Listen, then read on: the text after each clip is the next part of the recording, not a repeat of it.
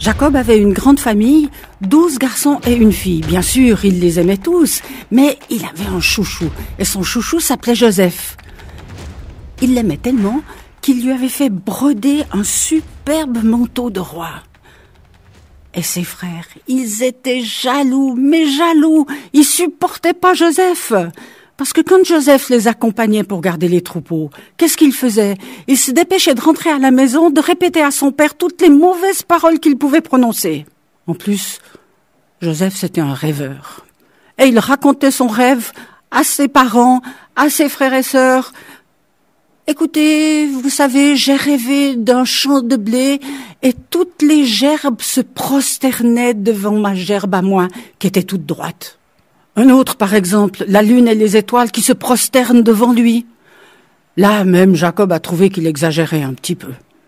Les frères de Joseph avaient des grands troupeaux de chèvres, de moutons, et ils les emmenaient paître parfois fort loin. Et un jour, Jacob dit à Joseph, « Écoute, va à la rencontre de tes frères, tu regarderas si les troupeaux se portent bien, s'ils sont en bonne santé, et puis tu viendras me donner des nouvelles. » Alors Joseph, il a mis son beau manteau, et il est parti à la recherche de ses frères. Je crois que c'était assez loin parce qu'il a même dû demander son chemin en route. Et puis tout d'un coup, il les voit là-bas au fond de la plaine. Mais imaginez-vous que les frères aussi l'ont vu et l'ont reconnu, à cause de son manteau bien sûr. Alors ils ont commencé à discuter entre eux, qu'est-ce qu'on va faire de ce rêveur? On va l'éliminer. On est tellement jaloux, on sait bien. Mais franchement, il est totalement insupportable ce gamin. Et quand Joseph est arrivé vers ses frères, ils l'ont attrapé, ils l'ont enlevé son manteau et ils l'ont jeté dans un puits. Ils ont commencé à discuter entre eux en disant mais qu'est-ce qu'on va en faire? On va le tuer et puis comme ça il nous embêtera plus quoi. Mais le frère aîné, Ruben, a dit écoute, non, ne tuez pas ce gamin, c'est pas possible, on peut pas faire ça. Et puis Ruben, il est parti s'occuper de ses chèvres. Au loin, il y a une caravane qui passe. Mais qu'est-ce que c'est?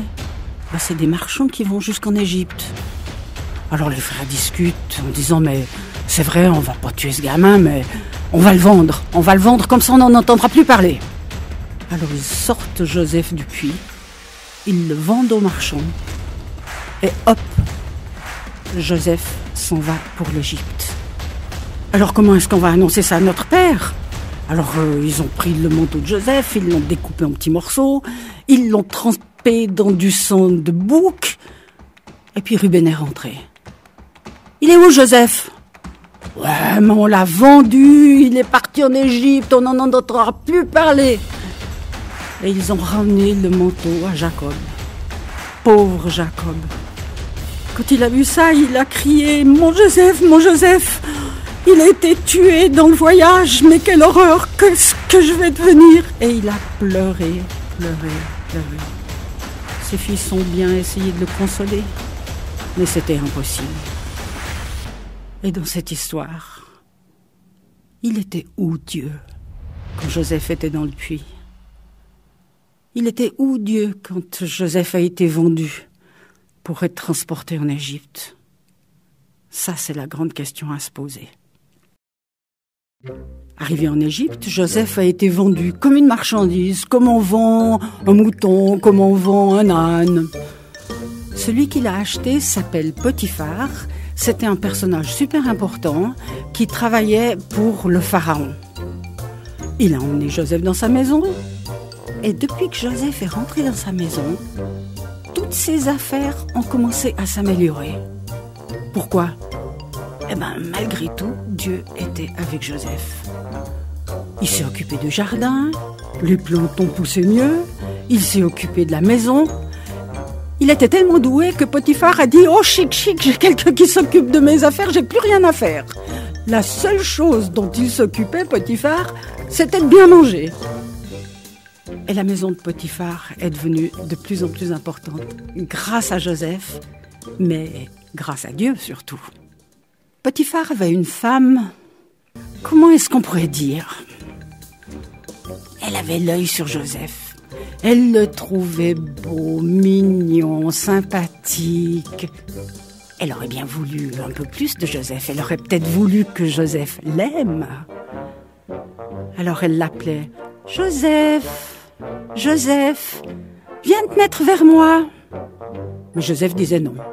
« Joseph, s'il te plaît, reste avec moi !» Mais Joseph n'était pas d'accord. Alors elle s'est fait de plus en plus insistante. « Joseph, s'il te plaît, reste avec moi !» Alors Joseph lui a dit « Écoute, je ne vais pas pécher contre Dieu. Je ne vais pas faire quelque chose de mal avec toi. Je ne suis pas d'accord. » Alors elle l'a attrapé par son vêtement et il est parti en courant. La femme de Potiphar, ça l'a mise en colère. Elle a appelé tous les serviteurs en disant « Regardez cet esclave, ce qu'il a fait. Il a voulu venir chez moi, il a voulu venir dans mon lit. Et puis, comme j'ai crié, il est parti à toute vitesse. » Et tout le monde l'a cru. Et quand Potiphar est rentré, elle lui a répété les mêmes mensonges. Et qu'est-ce qu'il a fait, Potiphar? Eh ben, il était fou furieux après Joseph. Alors il l'a attrapé et il l'a jeté en prison, dans la prison du roi. Et là, encore une grande question. Il est où, Dieu? Pourquoi est-ce qu'il n'a pas protégé Joseph? Pourquoi il n'a pas fait taire la femme de Potiphar? Et pourtant, Dieu était dans la prison avec Joseph. Et comme chez Potiphar, tout ce qu'il faisait lui réussissait. Alors, le chef des prisonniers lui a donné de plus en plus de travail, il lui a fait commander les autres prisonniers, et Joseph, à l'intérieur de sa prison, est devenu quelqu'un de très important. Il y est resté longtemps. Et voilà qu'un jour la porte s'est ouverte, et sont arrivés 2 prisonniers très très importants. L'un était boulanger, et l'autre était le serviteur du roi qui lui servait son vin dans une coupe en or. Pourquoi est-ce qu'ils étaient là? Le pharaon s'était fâché avec eux et il les avait jetés en prison. Et Joseph s'est occupé d'eux comme des autres prisonniers. Un matin, il rentre dans leur cellule et il les voit tristes, déprimés. Qu'est-ce qu'il y a qui ne va pas?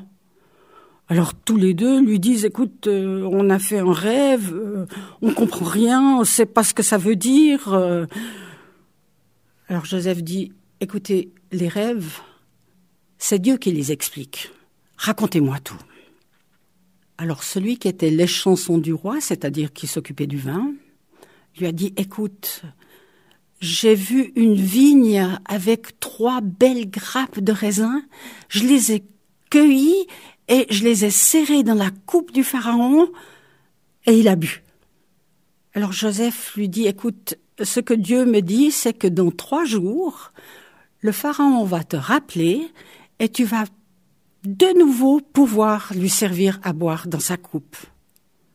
Mais s'il te plaît, quand tu seras de nouveau vers le pharaon, dis-lui de me libérer. J'ai rien fait pour être ici. Je suis innocent. » Quand le boulanger a vu que le rêve était intéressant, il a raconté le sien. « J'avais sur la tête 3 corbeilles pleines de pâtisseries avec tout ce que le pharaon aime. Je me promenais avec mes 3 corbeilles et puis voilà que des oiseaux sont venus et ils ont commencé à grignoter toutes mes pâtisseries. » Alors Joseph dit « C'est pas tout à fait la même explication. 3 paniers, c'est aussi 3 jours. Dans 3 jours, tu vas sortir de prison, mais le pharaon va te faire tuer et les oiseaux du ciel vont manger ton corps. » 3 jours après, c'est exactement ce qui s'est passé. Mais l'échanson a oublié Joseph, il n'en a pas parlé au pharaon, et Joseph est resté en prison. Encore 2 ans. Il est où Dieu? Il est où Dieu dans cette histoire? Les jours, les semaines ont passé, Joseph est toujours en prison. Mais entrons plutôt dans le palais du pharaon. C'est de bonne heure le matin, le pharaon se réveille. Le pharaon a mal dormi. Il fait une drôle de tête ce matin. Il s'installe, il n'a pas faim, il n'a pas soif. Et il convoque tous ses conseillers. Et voilà ce qu'il leur dit.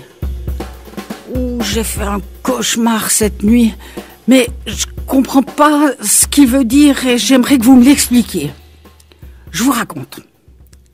Vous connaissez le Nil, le grand fleuve. Eh bien, j'ai vu qu'il sortait du Nil 7 grosses vaches, bien en chair, magnifiques, et suivies de 7 vaches, mais maigres, épouvantables. Et ces vaches maigres, elles ont sauté sur les grosses, elles les ont dévorées, dégoûtant. Elles étaient toujours aussi maigres. Je comprends pas, je sais pas ce que ça veut dire. Et puis alors, pour continuer, j'ai vu des épis de blé magnifiques, 7 épis de blé magnifiques avec des grains qui étaient gros, qui étaient beaux. Et puis, 7 épis tout maigres qui se sont jetés sur les gros et les ont bouffés comme ça. Et ils sont restés tout maigres. Est-ce que vous pouvez me donner une explication sur ces cauchemars ? Alors les conseillers du pharaon, ils ont réfléchi, ils ont discuté. Non, je crois qu'on n'arrive pas à te donner d'explication. Franchement, c'est incompréhensible, c'est trop compliqué. Et dans les conseillers qui étaient là, il y avait les chansons. Vous savez, celui qui était en prison avec Joseph. Alors il s'est approché du pharaon, il lui a dit « Écoutez, Majesté, je m'excuse, je suis obligé de vous rappeler une histoire qui m'est arrivée où vous m'aviez jeté en prison. Eh bien là-bas, j'ai rencontré quelqu'un qui comprend quelque chose aux rêves et qui arrive à les expliquer. » Alors le pharaon a dit « Allez le chercher !» Dans la prison, on a pris Joseph, il s'est lavé, il s'est rasé, il s'est habillé avec des habits propres et il était conduit devant le pharaon. Le pharaon lui dit « Alors, il paraît que tu t'y connais en rêve, que tu peux les expliquer ?» « Non, dit Joseph, c'est Dieu qui explique les rêves. Majesté, vous pouvez me les raconter. » Et le pharaon a répété les rêves des vaches, des épis. Et Joseph a écouté. Je vais te dire ce que ça veut dire. Majesté, c'est Dieu qui donne l'explication des rêves. Et en plus, il te l'a dit 2 fois. Ça veut dire que c'est vraiment quelque chose qui est sûr. Il faut s'y préparer. Les 7 vaches, c'est 7 années. Les 7 épis, c'est 7 années aussi. Pendant 7 ans, il y aura mais beaucoup de récoltes dans le pays d'Égypte. Il y aura une richesse incroyable. Mais au bout de 7 ans, ça c'est l'histoire des vaches maigres, c'est l'histoire des vilains épis. Et au bout de 7 ans, il y aura une famine énorme. Tellement grande qu'on ne se souviendra plus du tout des bonnes années. Alors, Majesté, si j'ai un conseil à te donner, il faut que tu trouves une personne très sage, très intelligente, qui fasse des réserves pendant les années où il y a beaucoup de récoltes. Comme ça, pendant les années de sécheresse, vous aurez à manger. Alors le pharaon dit, mais est-ce qu'on va trouver quelqu'un de plus sage que toi? De plus intelligent? Écoute, Joseph, prisonnier, je te fais Premier ministre. C'est toi qui vas tout organiser. Et pour bien montrer que Joseph est devenu Premier ministre ce jour-là, il lui a donné son anneau et il lui a mis au doigt. À partir de ce moment-là, Joseph a parcouru toute l'Égypte, de haut en bas, dans toutes les villes. Il a fait construire des greniers, des granges pour pouvoir stocker les réserves de blé. Les 7 années ont passé très vite. Et voilà le début de la famine. Impossible de récolter. Tout était sec. Il n'y avait pas de pluie. Mais heureusement, il y avait les greniers qui étaient pleins. Ça, c'est fantastique. En Égypte, on ne manquait de rien. Dans le pays d'Égypte, il y avait à manger, les greniers étaient pleins, les gens ne souffraient pas de la faim. Mais dans le pays de Jacob, là où Joseph justement avait passé toute son enfance, eh bien c'était la famine. Tout était sec, rien ne poussait. Les gens avaient faim et les troupeaux avaient soif. Tu te rappelles les anciens frères de Joseph et Jacob? Ils se sont réunis. disant « Mais écoutez, il n'y a plus rien à manger ici. Mais j'ai entendu dire qu'en Égypte, il y avait du blé. Alors, ce que vous allez faire, dit Jacob à ses fils, ce que vous allez faire, vous allez prendre vos ânes, vous allez jusqu'en Égypte, vous allez acheter du blé et vous nous le ramènerez. » Et les frères sont partis. 10 frères. Parce que le dernier, le petit, Benjamin, il est resté avec son père Jacob. Quand ils sont arrivés en Égypte, ils ont été reçus par le premier ministre Joseph. Mais Joseph n'a rien dit. Il les a bien reconnus. Non seulement il n'a rien dit, mais il n'a même pas parlé leur langue. Il se servait d'un interprète pour leur parler. « Qu'est-ce que vous êtes venus faire ici? Vous êtes des espions. Vous voulez savoir ce qu'on a chez nous. Vous voulez nous voler. » « Mais non, monsieur, mais non. On vient juste acheter du blé parce que c'est la famine aussi chez nous. »« Mais non, c'est pas vrai. Vous êtes des espions. » Et il les a jetés en prison. Dans la prison, les frères se sont souvenus de ce qu'ils avaient fait à Joseph. Et ils ont un peu pleuré. Et ils ont beaucoup regretté. Mais c'est trop tard. 3 jours après, Joseph les a fait ressortir. « D'où venez-vous? Expliquez-moi. » On était 12 frères. Il y en a un qui n'est plus là. Et puis le dernier, il est resté avec notre père.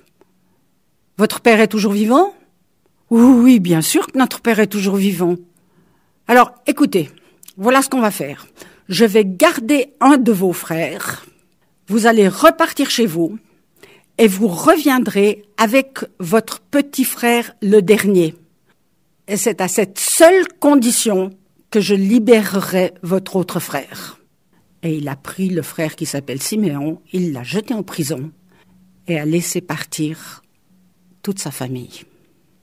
Ce qu'ils ne savaient pas, c'est que l'argent qu'ils avaient amené pour acheter le blé, eh bien Joseph l'avait remis dans les sacs, sans rien dire à personne.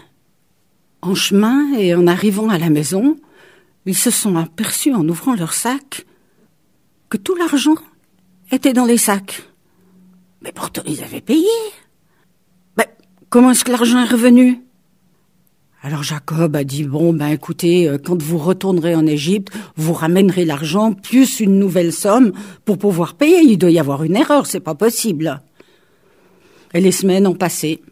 Les sacs ont été vides. Il fallut retourner en Égypte. Écoute, papa Jacob, il faut qu'on prenne Benjamin avec nous. Ah non. Alors, ne vous prenez pas Benjamin avec vous. Écoute, on ne peut pas reparaître devant le Premier ministre sans Benjamin. À force de disputes, d'arguments, les frères sont repartis avec Benjamin, la peur au ventre. Arrivés en Égypte, ils ont voulu repayer leur sac de blé précédent. Mais celui qui s'occupait de l'argent a dit « Écoutez, je comprends pas pourquoi vous me ramenez de l'argent, j'ai été payé, ne vous inquiétez pas. » Mais aux surprises, tous les frères sont invités à manger avec le Premier ministre. C'est bizarre cette histoire. Ils se sont installés, Joseph était là, il mangeait à part parce que les Égyptiens ne mangent pas avec les étrangers. Mais il a dû se caché derrière un rideau parce que quand il a vu son petit frère, il s'est bien pleuré. Il est revenu, ils se sont installés. C'est drôle, on les a installés par ordre de naissance, depuis l'aîné jusqu'au plus jeune. Siméon était sorti de prison, il était aussi là. Ils ont acheté leur blé et ils sont partis. Ce qu'ils ne savaient pas, c'est que Joseph avait caché sa plus belle coupe dans le sac de Benjamin. À peine ses frères partis, il appelle ses serviteurs. « Courez-leur après! Ils m'ont volé ma coupe !» Et les serviteurs sont partis au triple galop, les ont rattrapés dans le désert, et leur ont dit « Comment? Le Premier ministre vous a super bien reçu et vous l'avez volé !» Alors, les frères disent, mais on n'a rien volé du tout, mais c'est pas vrai. Si, vous avez volé sa coupe, c'est la coupe dans laquelle il arrive à lire l'avenir. Alors, il y en a un qui dit, écoute, si on trouve la coupe chez moi, tu as le droit de me tuer. On a ouvert tous les sacs, et la coupe était dans le sac de Benjamin. Une catastrophe, une catastrophe. Alors ils sont rentrés au palais du pharaon pour rencontrer le Premier ministre. Ils ne savent toujours pas que c'est Joseph. Et quand Joseph les voit arriver, il se met à pleurer. Et il dit: c'est moi, Joseph, c'est moi que vous avez vendu, c'est moi qui étais esclave, c'est moi qui étais en prison, mais maintenant je suis Premier ministre ici, c'est moi, venez dans mes bras, mes frères, mon petit frère Benjamin, venez dans mes bras. Mais ils étaient tellement surpris qu'ils n'arrivaient pas à bouger. Et tout d'un coup, ils ont reconnu Joseph. Et Joseph a pris des nouvelles. Est-ce que papa, il est toujours vivant? Oui, il est toujours vivant. Est-ce que je pourrais le rencontrer? Oui, tu vas pouvoir le rencontrer. Écoutez, on va s'organiser comme ça. Je vais vous donner des chars, des bœufs. Vous allez le chercher, vous allez le ramener ici, que je puisse prendre mon cher papa dans les bras. Et puis, les frères, ils ont dû se demander, mais qu'est-ce qu'on a fait quand on a vendu Joseph? Qu'est-ce qu'on a fait? Alors Joseph dit: mais vous savez, c'est vrai que vous m'avez vendu. Mais je crois, moi, que c'est Dieu qui m'a envoyé ici. Parce qu'il savait cette histoire de famine. Et il savait qu'il fallait une personne sage pour construire tous les dépôts, pour récolter le blé, pour nourrir le pays d'Égypte et les pays voisins. Il le savait. Alors, ne vous en faites pas. C'est Dieu qui m'a envoyé ici. Les frères sont repartis. Ils sont arrivés chez leur papa Jacob, avec les chars, le chargement, les cadeaux, tout ça. Papa, tu sais quoi? Joseph est vivant, c'est lui le Premier ministre de l'Égypte, c'est lui qui dirige. Mais Jacob n'arrivait pas à le croire. Mais si, regarde tous les cadeaux qu'il envoie, regarde tous les chariots, c'est plein. Alors tout d'un coup, Jacob s'est rendu compte: mon fils Joseph est vivant. Je vais le voir avant de mourir. Merci Seigneur. Et c'est comme ça que toute la famille est retournée en Égypte. Joseph a pu les installer dans un bon coin de pays où ils ne souffriraient pas de la famine. Ça a été des retrouvailles magnifiques. Et ils ont passé ensemble plusieurs années, des années de bonheur. Où était Dieu dans tout ça? C'est mystérieux, les chemins de Dieu.